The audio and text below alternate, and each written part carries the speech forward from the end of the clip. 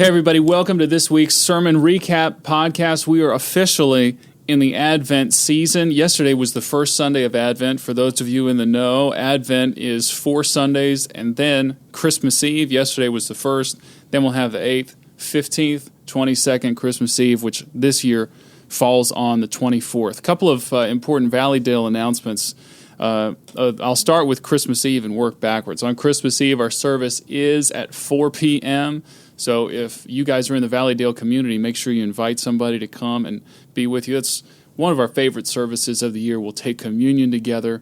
We'll read the Christmas story with the kids up on the stage. The music is just going to be beautiful. Be there at 4 p.m., but also we're providing a special service this year, a small service in the big room, which will start at 3 p.m., Pastor Mac and Miss Debbie will be leading a remembrance service. It's a tough time of year for anybody that's lost loved ones, and that's one thing that we just want to be able to acknowledge. So they're going to pray at 3 p.m., just a time of ministering to people who've lost loved ones.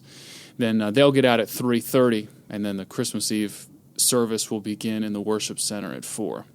Now, getting back to the even more pertinent news, this Sunday, December 8th, at normal service times, 9:15 and 10:45, we're going to have this year's Advent music service, which I don't even know if that's on the screen.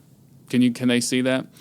This year's Advent music service, which is it's going to be called Son of God. This is we've been preparing for this as a music department for months and months now, and we're really excited to present it to everyone. This is one of the few times of the year where we really do worship a little bit more presentationally. We invite the congregation to just sit and absorb the story of the gospel told through music. We'll have a special time of response at the end. So again, this is a great time to bring people with you. They'll have the entire gospel presented, and they'll have a chance to respond to it. That's coming up this Sunday, December the 8th. I recommend that you don't miss it. Now, I'm getting a note from our producer. Just a reminder them we do have life groups.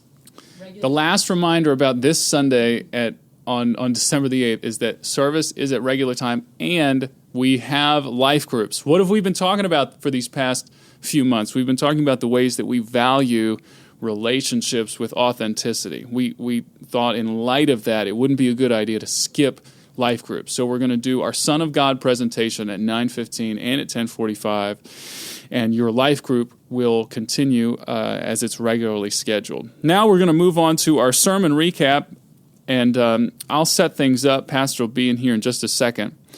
Pastor was preaching out of Matthew 7 along the lines of, or was it Matthew 6? We'll just edit all this out. Pastor's preaching out of Matthew chapter 6 along the lines of, am I sacrificing for the kingdom? Jesus cautions us not to store up treasure where moth and rust destroy. He also says that where your treasure is, there your heart will be also. And Pastor did a wonderful job of jumping off from that text and talking about that value, or well, it is a value, but it's also a question that we as church members, as Christians, have to ask ourselves: am I sacrificing for the kingdom? Using that as a measure of discipleship. So while we're still waiting on Pastor, let me go back through as a way of review a little bit over these past few weeks. We've still been in this one series, and Pastor's gone through all of the things that we value as a church.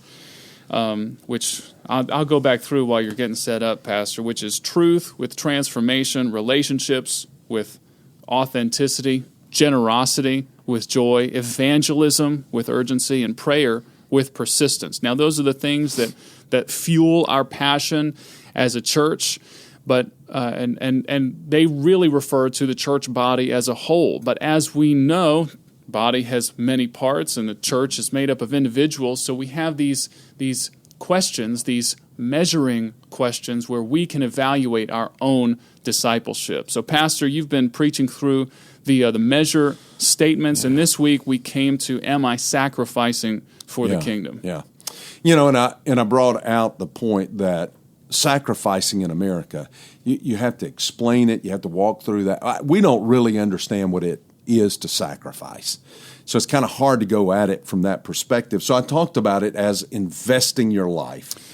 And Jesus talked about that in Matthew 6. He did. The investment angle is, I thought, a very pertinent one, especially for our culture, kind of white collar, a lot of wealthy people. They understand what it means to invest with money. But you talked well beyond money. You talked about what it means to invest your time and your talent and to see that kind of benefit in God's kingdom. Yeah, your life is more, Jesus says this, your life is more than a paycheck. Your life is more than money. Your life is more than mammon. You have abilities. You have time. You have talents. You have gifts.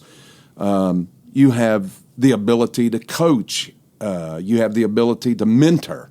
All of those things, we can invest. You talked about how some people would say, well, I don't, either I don't have enough money or I'm not a very talented person or I don't know what I could possibly add. And you said, you used that example about like how there's only 7 colors. Right. But there are 7 colors in the rainbow. But look at what Michelangelo and Raphael and, great painters did with those 7 colors. And then the music thing as well. I thought Same thing with music, the 7 notes in the music scale. And what you've got, look at what Beethoven and Mozart did with those 7 notes. So to say, I have few talents, I don't really have any ability, is almost a slap in the face of God. Well, you could cross-reference it with that other parable where Christ leaves the one talent with the servant who buries it, and the master comes back and says, "Oh, wicked servant." Yep, that's right. Thought that I was a harsh man. Well, now you'll be cast out. That's a scary word. Yeah. Well, the thing is it's not you anyway. It's God. It's what God can do with you and through you. It really is amazing how God chooses to use us to steward these gifts, and he chooses over and over to say, no, you are going to participate. I'm going to work through you. That's I could do this miraculously apart from you, but I choose to use you. Yeah. And I hope that that's what people see. Well, did you think that people saw what you were? How did you feel like the message went? That is a loaded question. That's why I asked it. And an unfair question and a crazy question to ask a preacher. I have no earthly idea. Yeah, I don't. Now, those of you who do not preach, I can tell you from a preacher, I don't know. A lot of times I don't know how. My father, as I've mentioned before, is a preacher, and he said that there's some weeks he felt like he rung the bells of heaven, and no response from the congregation. And then other weeks where you barely throw something together at 2 a.m. the night before, and everybody stands up and comes forward. You just can't. The wind of the Spirit. How do you know what'll happen? Who knows? Who knows which way the Spirit blows? You don't know. Indeed. All I can do is take the word and just try to present it to the people. And that's what I tried to do with really those 3 verses. And what I was driving toward was verse 21, where Jesus says, for where your treasure is, there your heart will also be. Well, and that was as I spoke with my wife afterwards, that was the most cutting part to her as she thought about just how we live our lives as a family, and then starting to evaluate, well, how do we spend our money? Like, how do we spend our time during the day? Even like, where do we spend our vacations? Is that signaling to our children where our heart actually is? Had a great conversation from that. So you can rest assured that the message at least took in somebody's heart. That's for sure. Good. Where your treasure is, that there your heart will be also. That really cuts to my heart. What is your treasure? Jesus in verse 19 and 20 talks about where have you invested your treasure. Verse 21 kind of begins to get at, who is your treasure? What is your treasure in life? What is it? And that's kind of why I put that toward the end, because I wanted that to be the last thing everybody was thinking about is, what is your treasure? Answer that. Well, the very simple answer, according to verse 21, is what is your heart racing after? What is your heart running toward? And it'll give you a good indication of what your treasure is. Some guys just, their hearts just run after, 18 holes of golf. And that's all they think about all week. That's all they talk about all week. And it's just running to those 18 holes of golf. I don't know what it is for you. Well, there's two. I tell you, man, there's two really, really easy ways that you can get a handle on where your treasure is. Okay. One is by just looking at the bottom line on your budget. Mm-hmm. Where's your money going? Yeah. And Go through your checkbook. Yeah, well, the obvious joke is it's getting cold, so most of my money's going to Spire, which is that's the gas company, the natural gas company. But you can see, well, where's all the expendable income going? Am I paying $400 on cable so I can watch all this other stuff? And the other way is you can look at your time. Like, how are you? Everybody wants to say, well, I'm too busy. Well, have you actually just broken down your time, maybe in like 15 or 30-minute increments, and looked at how you're spending it? I feel like people would be shocked to find out where their treasure actually is. Like, I didn't think I was a workaholic. Turns out I'm thinking and doing extra work, and I'm working like 70 hours a week, even though I don't have to. Yeah. You know what I'm saying? Yeah. So I know I've come down here at 2 a.m. and you've been down here. We're both workaholics. just grab another cup of coffee, as long as it's piping hot. Hey, I listened to the podcast last week, and I heard you and Lucius just disparaging me that I'm not into evangelism. You say I skip the podcast every time that there's evangelism. I'm going to skip. No, we do not disparage you. You know what? At all. We just love you. I was in Mentone, Alabama, evangelizing. You guys were recording a podcast. Who's and I was in sharing Mentone, Alabama? You and who? What other two people? Well, I looked it up on Wikipedia, and the population is only like 303. So, wow. Well, was it nice? The evangelism? Or No, Mentone. Was it nice? It was good. We stayed, had this like remote cabin. I didn't have any internet, so like I wasn't able to log in live and like type back to you guys. That goes right. Where's your treasure? How much time do you spend on the internet? How much time do you spend on that crazy telephone? How much time do you spend on social media? Well, I tell you, isn't it funny how our treasures shift over time?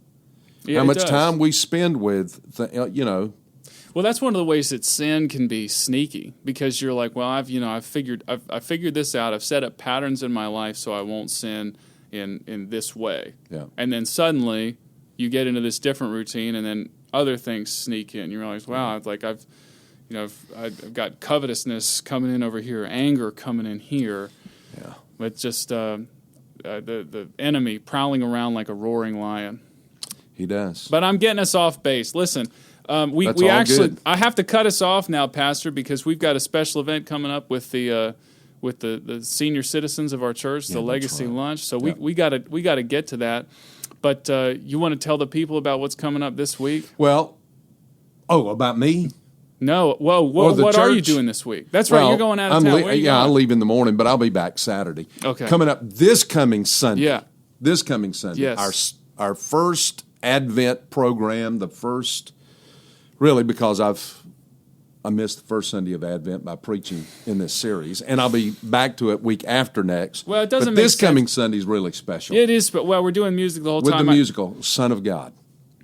Yeah, we've got the thing up here. What is there left to say? Be there normal service times, right? It'll be a great time of worship. It really will be. Definitely will be. That on the 8th is special. The Christmas Eve service is really special. Told them all about it. Yeah. Yeah. So be with us. Fly in. Hey. Oh, that's a good idea. That's a good idea. Go ahead, book your ticket right now. Be here for Christmas Eve. Real estate prices are really good. Y'all can just move. Yeah, they can do that. Anybody that's coming. We've had a couple do that very thing. Oh, really? Yeah. They've joined the church from Jacksonville. I love this idea. Let's get more people to just fly in. If you like this podcast, that's reason enough to move to Birmingham. All right, we're done. Love you guys. See ya.